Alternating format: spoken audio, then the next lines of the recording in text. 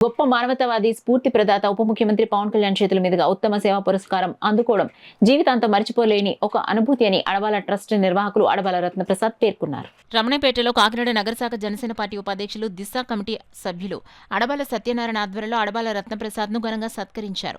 ఈ సందర్భంగా రత్నప్రసాద్ మాట్లాడుతూ ఎటువంటి పరిశ్రమలు లేకుండా ఒక సినిమాలలో నటించడం ద్వారా వచ్చే ఆదాయంలో ఎందరికో గుప్తదానాలు చేస్తున్న గొప్ప వ్యక్తిత్వం ఉన్న మహామనిషి పవన్ కళ్యాణ్ అని అన్నారు.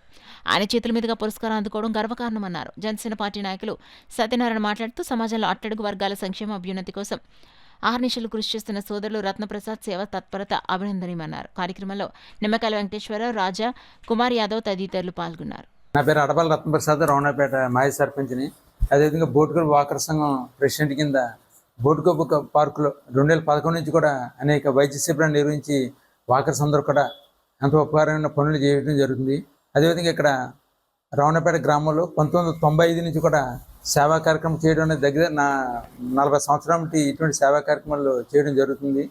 అదేవిధంగా మా అడబాల ట్రస్ట్ తరఫున కూడా పలు కార్యక్రమాలు చేయడం జరిగింది. ఈ యొక్క సేవను గుర్తించి మరి మన మానవతావాది గొప్ప వ్యక్తిత్వం గల వ్యక్తి ఎవరంటే పవన్ కళ్యాణ్ గారు అన్నమాట.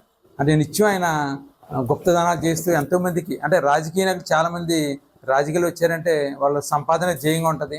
కానీ పవన్ కళ్యాణ్ గారు వారి కష్టార్జితం అంటే సినిమాలో నటిస్తూ వచ్చిన ఆదాయంలో మరి గుప్తదానాలు చేస్తే ఎంతోమందికి సేవా తత్పడి కింద ఆయన గుప్తదానాలు చేస్తూ దానకరుడి కింద ఆయన పేరుగాంచారు. అటువంటి ఉత్తమ వ్యక్తి చేతుల మీదుగా పురస్కారం అందుకోవడం చాలా గర్వంగా ఫీల్ అవుతున్నాను.